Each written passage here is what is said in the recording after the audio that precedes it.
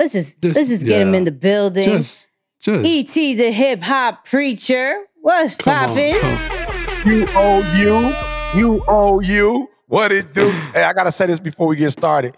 You know, of course, I communicate with you guys on a regular basis, but y'all have been so consistent at the Nicky and Moose, podcast where, we just gonna introduce you to your favorite brands, right? And really break down, the strategies and, the traits, right? Of the great so that people can duplicate it in their own personal brand that I realized like, I can't call them. It's Tuesday night. You feel what I'm saying? So congratulations for doing it so long and so consistent that now it's a part of my, in my brain, there's a space that knows you can't call at this time because they on the show doing their thing. So shout out to y'all. Y'all know how my brain work.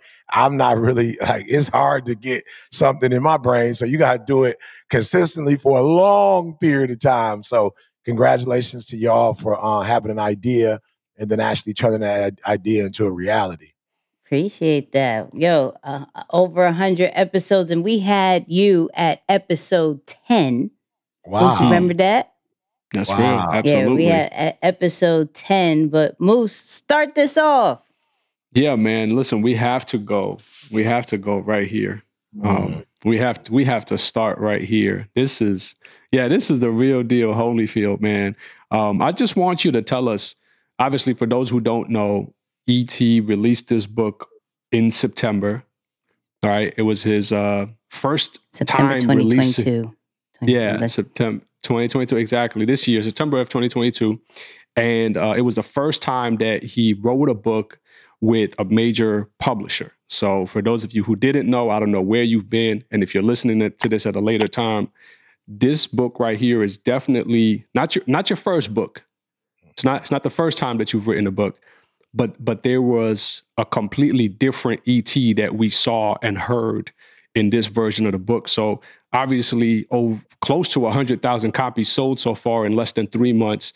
New York Times bestseller.